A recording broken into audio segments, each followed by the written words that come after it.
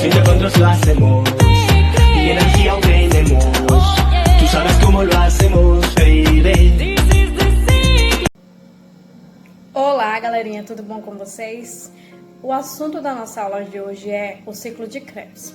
Qual é o objetivo do ciclo de Krebs? O objetivo é promover a degradação de produtos finais do metabolismo que contém carboidratos, lipídios e diversos aminoácidos. Essas substâncias, elas são convertidas em acetil-CoA com a liberação de CO2 e H2O, que é a síntese de ATP. Assim, ela realiza a produção de energia que é enviada para a célula. Eu vou explicar para vocês agora o que é o ciclo de Krebs. O ciclo de Krebs ele pode ser conhecido por três nomes: ciclo de Krebs, ciclo do ácido cítrico ou ciclo do ácido tricarboxílico, que é uma das etapas da respiração celular. Ocorre num processo aeróbico, então ele tem esse processo que ocorre para obtenção de energia. Quando ocorre essa obtenção de energia, são enviadas para diversas células do organismo. Bom, no ciclo de Krebs também ocorre a oxidação completa, que são moléculas enviadas como fonte de energia, que é carboidratos e ácidos graxos. O ciclo de Krebs ele ficou conhecido porque foi um pesquisador que descobriu, que o nome dele é Hans Krebs. Em 1930 e 1953, ele ganhou um prêmio Nobel pela essa descoberta, que foi super importante para fazer o ciclo da respiração celular. Então, gente, eu vou fazer uma perguntinha super básica para vocês, que às vezes nós mesmos ficamos nos perguntando. Por que é tão difícil perder gordura? É uma pergunta que vem nos instigando e a gente vai compreender agora. Basicamente, as pessoas ingerem alimentos com maior teor calórico. O nosso metabolismo, ele utiliza parte desses lipídios como fonte de energia. A outra parte é armazenada como gordura corporal no nosso corpo. Então, quanto maior o excesso de gordura ingerida, maior será o armazenamento excedente. Por isso é tão difícil perder gordura. Então, quanto mais você consumir, mais será o armazenamento. Agora a gente vai falar de um tema bastante importante, que é a etapa do ciclo de Krebs. Então, o ciclo de Krebs ele possui duas etapas, o da glicose e o ciclo de Krebs. A glicose ela tem 6 carbono, 12 hidrogênio e 6 oxigênio, que é proveniente da degradação dos carboidratos, que se converterá em duas moléculas de ácido pirúvico ou conhecido como piruvato. A fórmula do piruvato é 3 carbono, 4 hidrogênio e 3 oxigênio. Com isso, a glicose ela é degradada através da glicose, que é uma das principais fontes de acetil-CoA. Então, aqui você vai ver uma fórmula estrutural do piruvato e uma fórmula estrutural do acetil-coenzima.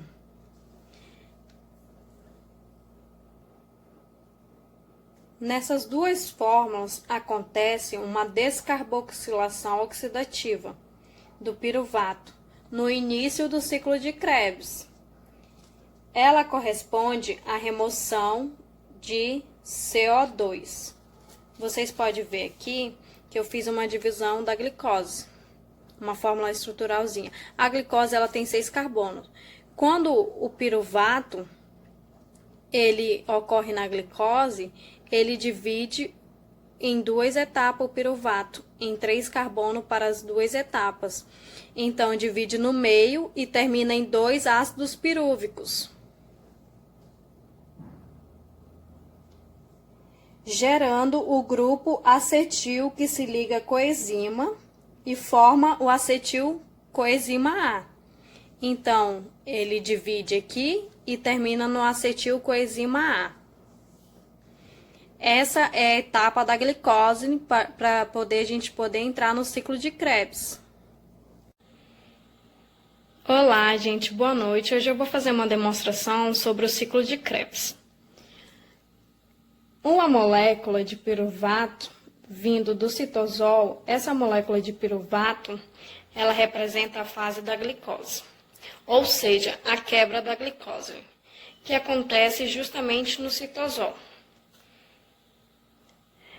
A fase da glicose, que é a quebra, ela gera duas moléculas de piruvato, ou seja, essas duas moléculas aqui.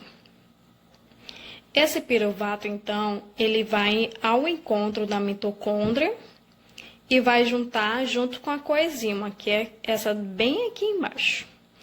Então, duas moléculas de piruvato mais a coenzima vai dar origem a uma molécula chamada acetil-CoA. Essa molécula, acetil-CoA, ela entra no ciclo de Krebs, se juntando com outra molécula que vem de baixo, que é essa. Então, essa molécula de acetil-CoA, ela entra no ciclo de Krebs, se juntando com outra molécula vindo aqui de baixo, que é essa daqui, oxalacetato. A junção dessas duas moléculas vai gerar outra molécula conhecida como citrato. Formando o citrato, esse citrato, por uma reação enzimática, vai se transformar em uma molécula chamada de isocitrato. Nessa reação que vai acontecer daqui para frente, do isocitrato se transformando em uma outra molécula que é chamada de alfa-cetoglutarato.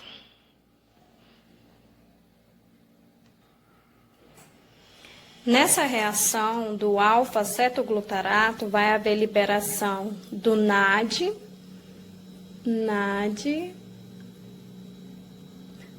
mais H, e também vai haver liberação do CO2. O cetoglutarato, ele continua numa próxima reação, transformando em succinil coenzima. O cetoglutarato mais o succinil coenzima, os dois juntos, libera NADH+, mais CO2. Então, o succinil-CoA, ele vai migrar, gerando, então, uma outra molécula, que é o succinato, que no caso é o succinil, mais o succinato, ele vai gerar ATP, uma molécula de ATP. Como vocês podem ver, eu já tenho uma molécula de ATP gerada no ciclo de Krebs.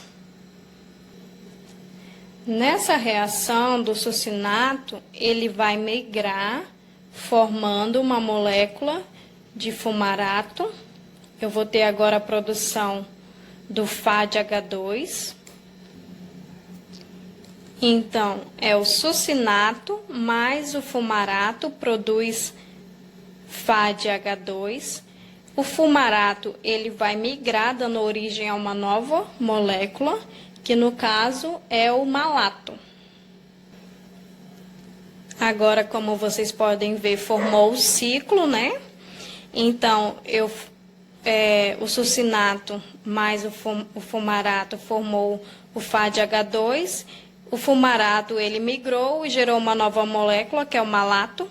O malato, ele entra em contato de novo. O fumarato, ele migra, transformando uma nova molécula, que é o malato.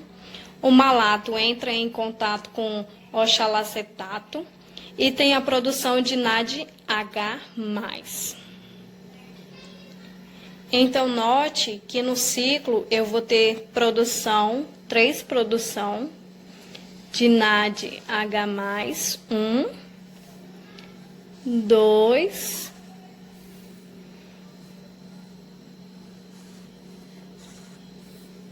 3 NADH+,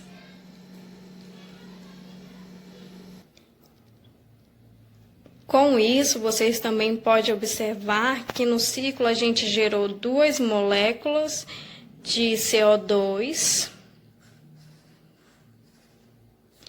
uma de ATP e um FAD-H2.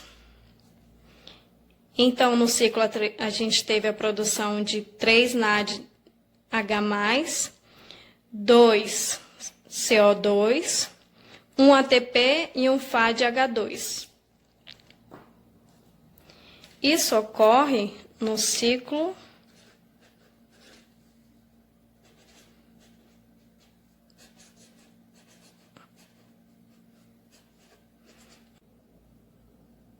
aqui é o nosso ciclo de Krebs formado. Então, cada piruvato que entrar aqui, ele vai formar 3 NAD, um FAD-H2, um ATP e 2 CO2.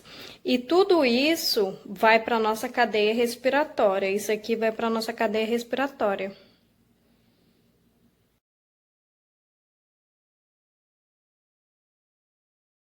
But I'm breathing fine.